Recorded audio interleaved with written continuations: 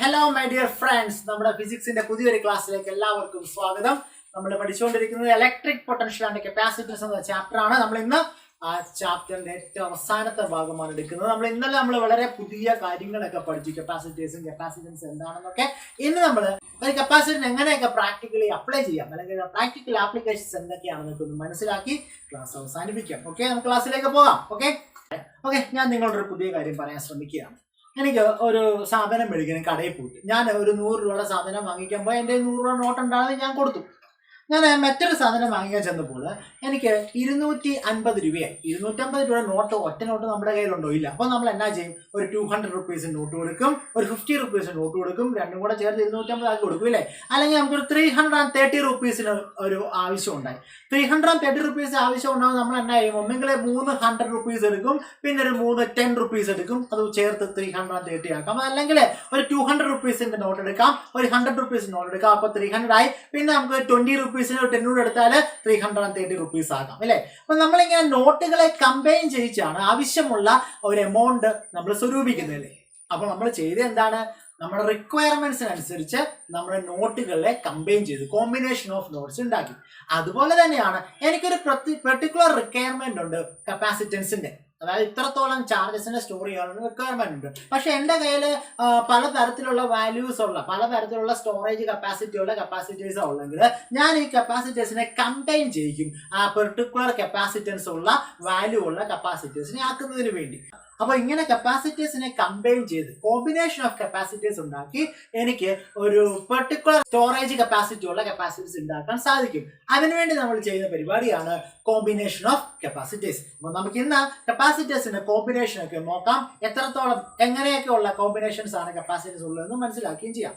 നമ്മൾ ഇന്നത്തെ ക്ലാസ്സിൽ പഠിച്ചു കപ്പാസിറ്റേഴ്സിന്റെ എക്സ്പ്രഷൻ അല്ലെങ്കിൽ കപ്പാസിറ്റേഴ്സിന്റെ storage capacity C is equal to epsilon 0 A/d ആണ്. where epsilon 0 is the permittivity of free space between the two plates ആണ്. A is the area of the plates ആണ്, and D is the distance between the two plates ആണ്. Capacitors in series നമുക്ക് ആദ്യമായിട്ട് നോക്കാം. Capacitors സീരീസിൽ വെക്കുകയാണെങ്കിൽ ഓരോ കപ്പാസിറ്റേഴ്സിലുള്ള charges same ആയിരിക്കും. ഇപ്പൊ നമ്മുടെ കയ്യിലുള്ള കപ്പാസിറ്റേഴ്സ് C1 C2 C3 ആണെങ്കിൽ ഓരോ കപ്പാസിറ്റേഴ്സിലുള്ള ചാർജസ് സെയിം ആണെങ്കിൽ ആ 3 കപ്പാസിറ്റേഴ്സും നമുക്ക് ഇങ്ങനെ പറയാം, they are in series connection. നമുക്ക് ഈ 3 കപ്പാസിറ്റേഴ്സും ഒരു ബാറ്ററിയിൽ കണക്ട് ചെയ്യാം. ബാറ്ററിയുടെ പൊട്ടൻഷ്യൽ V വോൾട്ടുമാണ്. രണ്ടാമത്തെ സൈഡ് നമ്മുടെ എർത്ത് ചെയ്തിരിക്കുകയുമാണ്. നമ്മൾ ആദ്യം പറഞ്ഞ പോലെ തന്നെ സീരീസ് കോമ്പിനേഷനിൽ ചാർജസ് ഓരോ കപ്പാസിറ്റേഴ്സിലും സെയിം ആയിരിക്കും, വോൾട്ടേജ് ഓരോ കപ്പാസിറ്റേഴ്സിലും ഡിഫറെന്റ് ആയിരിക്കും.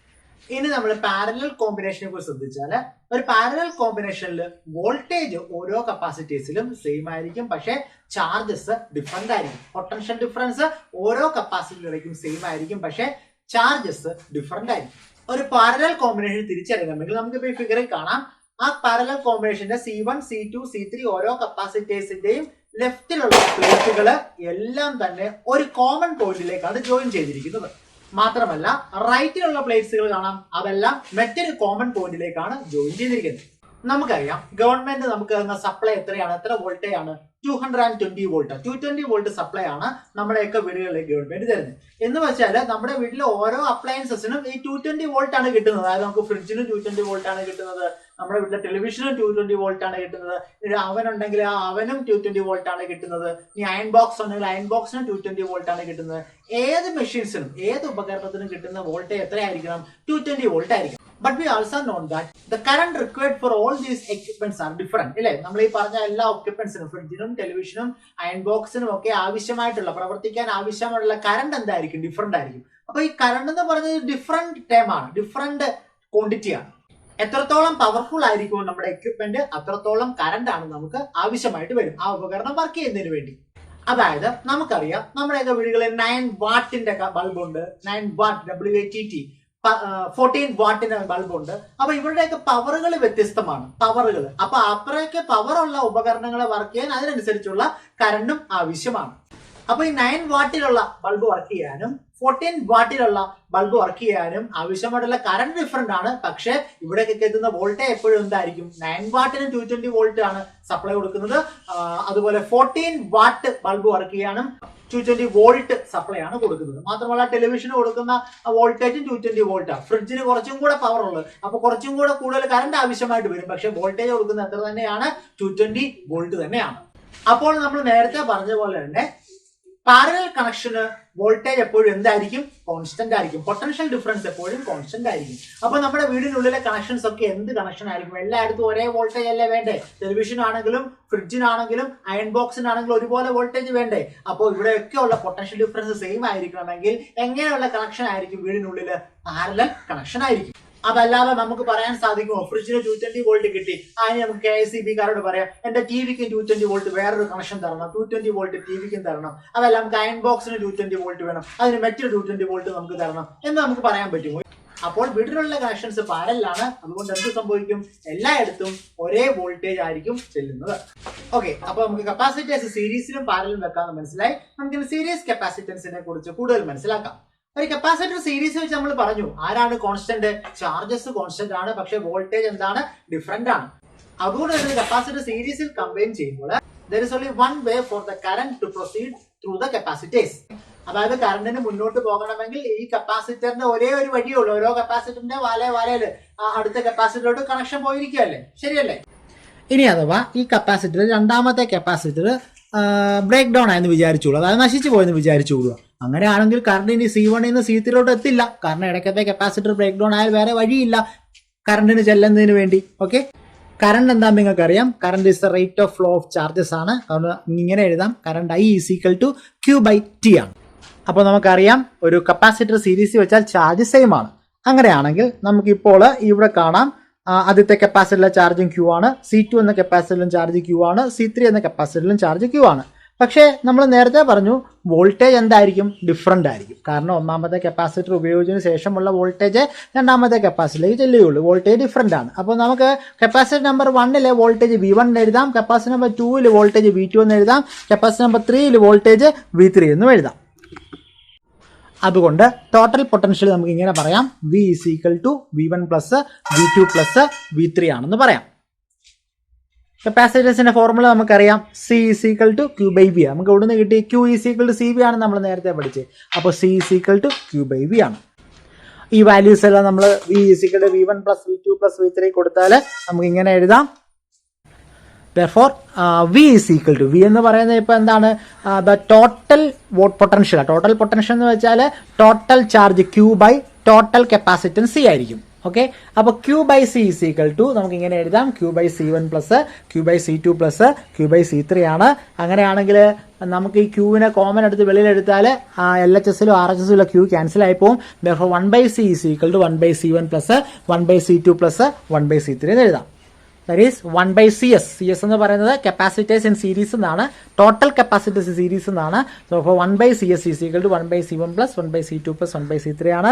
അപ്പോൾ കപ്പാസിറ്റർ സീരീസ് വെച്ചാൽ ടോട്ടൽ കപ്പാസിറ്റൻസിന്റെ റെസിപ്രോക്കൽ എന്ന് പറയുന്നത് ഓരോ ഇൻഡിവിജ്വൽ കപ്പാസിറ്റേഴ്സിന് റെസിപ്രോക്കലിന്റെ സമ്മായിരിക്കും. ഇനി രണ്ട് കപ്പാസിറ്റേഴ്സ് ഉള്ളായിരുന്നെങ്കിൽ 1/C = നമുക്ക് എഴുതാം 1/C1 + 1/C2 എന്ന് എഴുതാം, ഓർ C = C1C2/C1 + C2 എന്ന് എഴുതാം.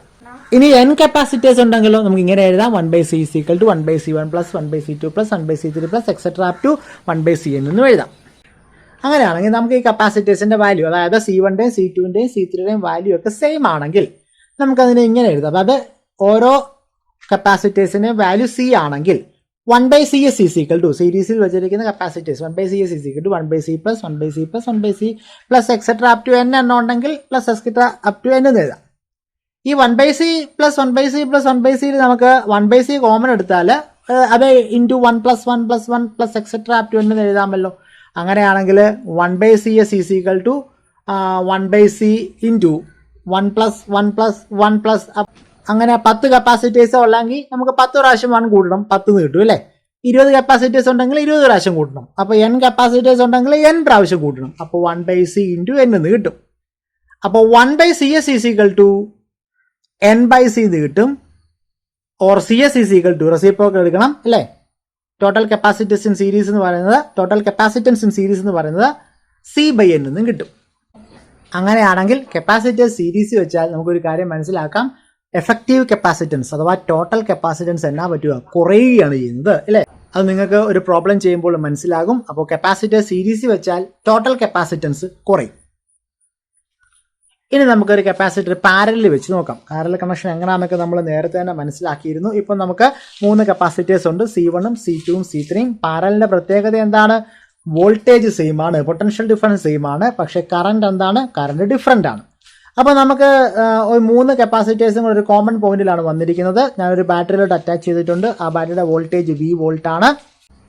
അങ്ങനെയാണെങ്കിൽ ഓരോ കപ്പാസിറ്റേഴ്സിലും ഉപയോഗിക്കുന്ന ചാർജസ് Q1ഉം Q2ഉം Q3 ആയിരിക്കും അല്ലേ. ചാർജസ് ഡിഫറൻ്റ് ആണ്, പക്ഷേ ആരാ സെയിം? വോൾട്ടേജ് ആണ് സെയിം. അപ്പോൾ ഞാൻ C1 എന്ന കപ്പാസിറ്റിയിലുള്ള ചാർജസ് ആണ് Q1, C2 എന്ന കപ്പാസിറ്റിയിലുള്ള ചാർജാണ് Q2, അതുപോലെ C3 എന്ന കപ്പാസിറ്ററിലൂടെ പോകുന്ന ചാർജാണ് Q3. അങ്ങനെയാണെങ്കിൽ total charge Q from the battery അല്ലെങ്കിൽ പൊട്ടൻഷ്യൽ എന്ന് പറയുന്നത് Q = Q1 + Q2 + Q3 ആയിരിക്കും. നമുക്കറിയാം കപ്പാസിറ്റൻസിന്റെ ഇക്വേഷൻ Q = CV ആണ്. ഒന്നാമത്തെ കപ്പാസിറ്ററിലൂടെ പോകുന്ന ചാർജുകളുടെ എണ്ണം Q1 = നമുക്ക് C1V എന്ന് എഴുതാം അല്ലേ. രണ്ടാമത്തെ കപ്പാസിറ്ററിൽ പോകുന്ന ചാർജുകളുടെ എണ്ണം Q2 = C2V എന്ന് എഴുതാം. മൂന്നാമത്തെ കപ്പാസിറ്ററിൽ കൂടെ പോകുന്ന ചാർജുകളുടെ എണ്ണം Q3 = C3V എന്ന് എഴുതാം.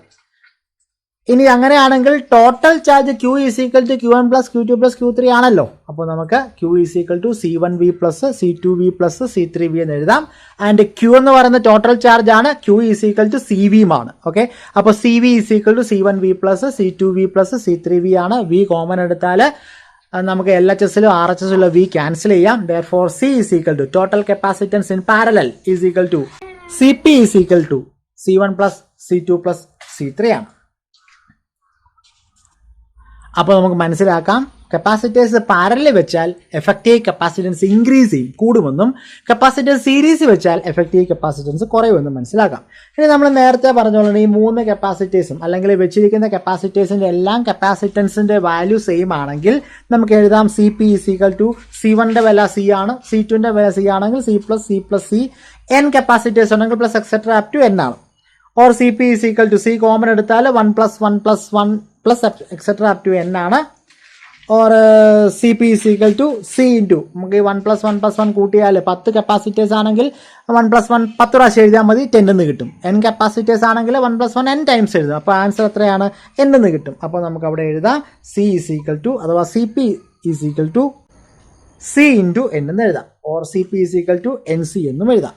സോ കപ്പാസിറ്റർ സീരീസ് വെച്ചാൽ effective capacitance 1/CS = 1/C1 + 1/C2 + 1/C3 ആണ്. ആൻഡ് പാരലൽ വെച്ചാൽ C = C1 + C2 + C3 ആയിരിക്കും. ഓക്കെ, നമുക്കിനി ഒരു കപ്പാസിറ്ററിൽ എത്രത്തോളം എനർജി സ്റ്റോർ ചെയ്തിട്ടുണ്ട് കണ്ടുപിടിക്കാം. Energy stored in a capacitor. എനിക്ക് ഇപ്പോൾ ഈ ഒരു ഷീൽഡിൽ എനിക്ക് ഈ ഒരു പോയിന്റിൽ നിന്ന് ഈ ഒരു പോയിന്റിലേക്ക് പോക്കണം. I have to lift this shield from this point to this point. And I have to do some work against the gravitational force to lift this body from this point to this point. അപ്പോൾ ഈ ഒരു പോയിന്റിൽ നിന്ന് മറ്റൊരു പോയിന്റിലേക്ക് മാറ്റണമെങ്കിൽ gravitational ഫോഴ്സിനെതിരെ work ചെയ്താലേ പറ്റൂ. And that work is stored as എന്തായിട്ടാ? Potential energy in the shield. ഒരു കപ്പാസിറ്ററിലും നമുക്കറിയാം 2 പ്ലേറ്റുകളുണ്ട്. And if I have to move a charge from the negative plate to positive plate, I have to do some work against the electrostatic force, and that work is stored as electrostatic potential energy inside a capacitor. ഒരു കപ്പാസിറ്ററിൽ 2 പ്ലേറ്റുകളുണ്ട്. എനിക്ക് ഈ പ്ലേറ്റുകളിൽ ഒരു ചാർജിന് ഒരു പ്ലേറ്റിൽ നിന്ന് മറ്റൊരു പ്ലേറ്റിലേക്ക് ഇലക്ട്രോസ്റ്റാറ്റിക് ഫോഴ്സിന് എതിരെ മൂവ് ചെയ്യിക്കണമെങ്കിൽ എനിക്കൊരു വർക്ക് ചെയ്യേണ്ടേ. ആ വർക്കാണ് ആ കപ്പാസിറ്ററിൽ സ്റ്റോർ ചെയ്യപ്പെടുന്ന ഇലക്ട്രോസ്റ്റാറ്റിക് പൊട്ടൻഷ്യൽ എനർജി. കാരണം നിങ്ങൾക്കറിയാം, ഒരു കപ്പാസിറ്റർ ചാർജസിനെ സ്റ്റോർ ചെയ്യുകയാണെങ്കിൽ അതിനുള്ളിൽ എനർജി ഉണ്ട്. ആ എനർജി എത്രത്തോളമാണെന്നാണ് നമ്മൾ കണ്ടുപിടിക്കാൻ ശ്രമിക്കുന്നത്. So the work done in transferring a charge from the negative plate to the positive plate against the electrostatic force is stored as the electrostatic potential energy inside a capacitor. So how much will be the energy stored in a capacitor? Let us find out. നമുക്ക് നോക്കാം, ഒരു കപ്പാസിറ്ററിൽ store ചെയ്തിരിക്കുന്ന electrostatic potential എനർജിക്ക് ഒരു mathematical expression എങ്ങനെയാണ് കണ്ടുപിടിക്കാൻ നമുക്ക് നോക്കാം. അപ്പോൾ നമ്മൾ പറയുകയാണ്, അറ്റ് എനി പോയിന്റിൽ എൻ്റെ കപ്പാസിറ്ററിലെ ടോട്ടൽ ചാർജസ് Q ആണെന്ന് ഞാൻ പറയുകയാണ്. Q is the charge stored in a capacitor. അപ്പോൾ ഞാൻ ഒന്നും കൂടെ ആയതുകൊണ്ട് പറയാം. ഞാനിപ്പോൾ ഇരിക്കുന്ന എൻ്റെ ഈ പ്ലേറ്റ് കംപ്ലീറ്റ്ലി ബ്ലാങ്ക് ആണ്. ഞാനൊരു ചാർജിനെ കൊണ്ടുവച്ചു. അത് DQ ചാർജാണ് കൊണ്ടുവച്ചത്. ചെറിയ ചാർജാണ്. ഞാൻ പറഞ്ഞല്ലോ ഇതിനെ ഇങ്ങനെ ചാർജ് ചെയ്ത് മൊത്തം ചാർജ് ചെയ്യുമ്പോൾ ഈ കപ്പാസിറ്ററിന്റെ ചാർജാണ് Q എന്ന് പറയുന്നത്. അപ്പൊ ഞാനൊരു DQ ചാർജിനെ കൊണ്ടുവച്ചു. ഞാൻ ഇനി അടുത്തൊരു DQ ചാർജ് ഇതിൽ കൊണ്ടുവരാൻ പോവുകയാണ്. നമുക്ക് ആദ്യമേ ഒരു DQ ചാർജ് കൊണ്ടുവച്ചിട്ടുണ്ടായിരുന്നു. അവിടെ നമുക്ക് പ്രത്യേകിച്ച് വർക്കൊന്നും ചെയ്യേണ്ട, കാരണം കംപ്ലീറ്റ്ലി എംറ്റി ആയിരുന്നു എൻ്റെ കപ്പാസിറ്റർ. ഞാൻ അടുത്തൊരു ചാർജ് DQനെ ഇങ്ങോട്ട് കൊണ്ടുവരികയാണ്. അങ്ങോട്ട് കൊണ്ടുവരുമ്പോൾ എന്നാ പറ്റും, ഈ DQ ചാർജ് ഇതിലേക്ക് കൊണ്ടുവരണമെങ്കിൽ ആദ്യം വരുന്ന DQ ചാർജിനെതിരെ വർക്ക് ചെയ്യണം. അപ്പോൾ ഈ വർക്ക് ചെയ്താൽ എനിക്ക് രണ്ടാമത്തെ DQ ചാർജിനെ അങ്ങോട്ട് കൊണ്ടുവരാൻ പറ്റത്തുള്ളൂ. കാരണം ആദ്യം ഇരിക്കുന്ന DQ ചാർജ് ഒരു ഫീൽഡ് അവിടെ എക്സ്പീരിയൻസ് ചെയ്യും. അപ്പോൾ ഈ രണ്ടാമത്തെ DQ ചാർജിനെ അങ്ങോട്ട് കൊണ്ടുവരണമെങ്കിൽ സ്മോൾ ചാർജ്, അപ്പോൾ DQ എന്ന് പറഞ്ഞൊരു സ്മോൾ ചാർജ് ആണ് കേട്ടോ, അല്ലാതെ ദുൽഖർ സൽമാൻ അല്ല. അപ്പോൾ DQ എന്ന് പറയുന്ന സ്മോൾ ചാർജിനെ അങ്ങോട്ട് കൊണ്ടുവരണമെന്നുണ്ടെങ്കിൽ I have to do a small work. DW ആണ് അവിടെ ചെയ്യുന്ന ആ small work. So DW is equal to DQ into V എന്ന് എഴുതാം. അതൊക്കെ എങ്ങനെ കിട്ടിയത് നിങ്ങൾക്ക് അറിയാം, കാരണം electric potential V is equal W/Q ആണ്. അപ്പോൾ W is equal Q into V ആണ്. അപ്പോൾ DW is equal DQ into V ആണ്. Or DW is equal DQ into Q/C എന്ന് എഴുതാം. Q/C എങ്ങനെ Q/C എഴുതിയത്, കാരണം V ഈസിക്കൽ Q/C ആണല്ലോ. ഇനി ഞാൻ ഇങ്ങനെ ധാരാളം DQ ചാർജിനെ ഈ കപ്പാസിറ്ററിലേക്ക് കൊണ്ടുവരികയാണ്. ഓരോ DQ ചാർജ് കൊണ്ടുവരുമ്പോൾ ഞാൻ വർക്ക് ചെയ്യുന്നുണ്ട് എങ്കിൽ ആ DQ ചാർജ് എല്ലാം കൂടെ കൂട്ടി ടോട്ടൽ ചാർജ് Q ആവുന്നതിന് വരെ ഞാൻ ഇവിടെ ചാർജ് ചെയ്യുന്നുണ്ട്. അങ്ങനെയാണെങ്കിൽ total work done W is equal to ഓരോ DQ ചാർജിനെ കൊണ്ടുവരുമ്പോൾ ഉള്ള വർക്ക് ഡണ്ണെ ആഡ് ചെയ്താൽ മതി. നമുക്കപ്പോൾ എന്നാ എഴുതാൻ മതി, ഇന്റഗ്രേറ്റ് ചെയ്താൽ മതി.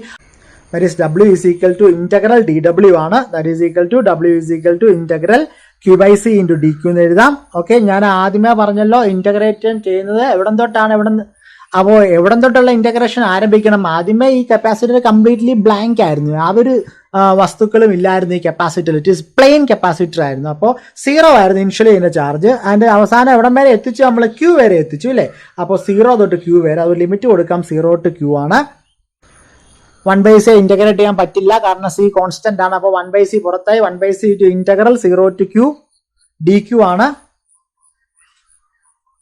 0 to Q DQ ആണ്. നിങ്ങൾക്കറിയാം integral x dx s raised to m+1 divide by m+1 ആണ്. അപ്പോൾ ഇവിടെ എന്താ എഴുതണം, it is equal to integral Q is equal to Q raised to 1+1 divide by 1+1 ആണ്. അപ്പോൾ Q²/2 എന്ന് കിട്ടും. That is W is equal to 1/C into Q²/2 എന്ന് കിട്ടും. Or W is equal to W is equal to Q²/2C എന്ന് കിട്ടും. So this much work done is stored as electrostatic potential energy, or U is equal to നമുക്ക് എഴുതാം, U ആണല്ലോ potential denote ചെയ്യുന്നത്, half Q²/C എന്ന് എഴുതാം. നമുക്കറിയാം Q is equal to എന്താണ്, CV ആണ്. അപ്പോൾ നമുക്ക് എഴുതാം U is equal to 1/2 CV²/C എന്ന് എഴുതാം. or U is equal to 1/2 CV² അഥവാ half CV² എന്ന് എഴുതാം. This is the energy stored in a capacitor as electrostatic potential energy. നമുക്കിനി എനർജി ഡെൻസിറ്റി ഇൻ എ കപ്പാസിറ്ററും കൂടെ കണ്ടുപിടിക്കാം. എനർജി ഡെൻസിറ്റി എന്ന് പറഞ്ഞാൽ energy stored per unit volume of space inside a capacitor ആണ് എനർജി ഡെൻസിറ്റി എന്ന് പറയുന്നത്. സ്മോൾ ലെറ്റർ UM ലെറ്റർ കൊണ്ടാണ് ഡിനോട്ട് ചെയ്യുന്നത്. ഓക്കെ, അപ്പോൾ energy density inside a capacitor മനസ്സിലാക്കുക. It is the energy stored per unit volume of space in a capacitor ആണ്. അപ്പോൾ small letter U is equal to total energy by total volume ആണ്.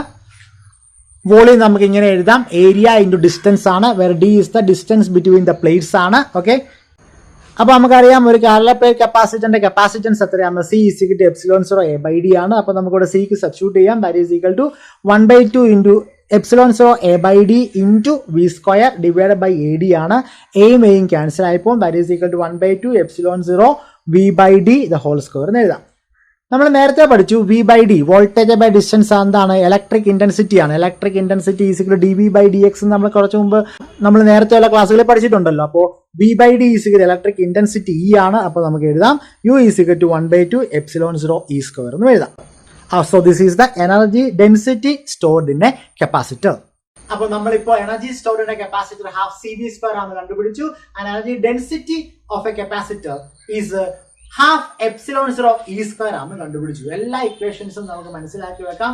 ഈ ഇക്വേഷൻസിനൊക്കെ ഈ last equation, അതായത് energy ഡെൻസിറ്റിയുടെ equation നമുക്ക് കാണാം U small letter U is equal to half 1/2 constant ആണ്, എപ്സിലോൺ 0 കോൺസ്റ്റന്റ് ആണ്, E is the electric field. അപ്പൊ energy density is proportional to square of the electric field എന്നൊരു പുതിയ റിലേഷൻ കൂടെ അവിടെ നമ്മൾ ഉണ്ടാക്കി എടുക്കുന്നുണ്ട്. ഓക്കെ ഫൈൻ, ഇതൊക്കെ നമുക്ക് അറിഞ്ഞിരിക്കേണ്ട ഇക്വേഷൻസ് ആണ്. Energy density of a capacitor ആണ് energy stored in a capacitor. So that's all about the first and second chapters of plus 2 physics. So we have already completed most of the topics in the first 2 chapters, that is electrostatics. നമ്മുടെ ഒന്നാമത്തെ chapter അറിയാം നിങ്ങൾക്ക്, electric charges and field ആയിരുന്നു. നമ്മുടെ രണ്ടാമത്തെ chapter electric potential and കപ്പാസിറ്റൻസും ആയിരുന്നു. ഈ 2 ചാപ്റ്ററിന്റെ മുഴുവൻ കാര്യങ്ങളും നമ്മൾ പറഞ്ഞിട്ടുണ്ട്. എല്ലാവരും നന്നായിട്ട് പഠിക്കുക, വീണ്ടും വീണ്ടും ക്ലാസ്സുകൾ കാണുക, നോട്ട്സ് ഒക്കെ കംപ്ലീറ്റ് ചെയ്യുക, കൂടുതൽ ന്യൂമറിക്കൽസും പ്രോബ്ലംസും ചെയ്ത് നോക്കുക. ന്യൂമറിക്കൽസും പ്രോബ്ലംസും ഒക്കെയുള്ള മറ്റ് ക്ലാസ്സുകളുമായിട്ട് നമുക്ക് വീണ്ടും കാണാം. അതുവരെ എല്ലാവർക്കും ശുഭദിനം. നന്ദി, നമസ്കാരം.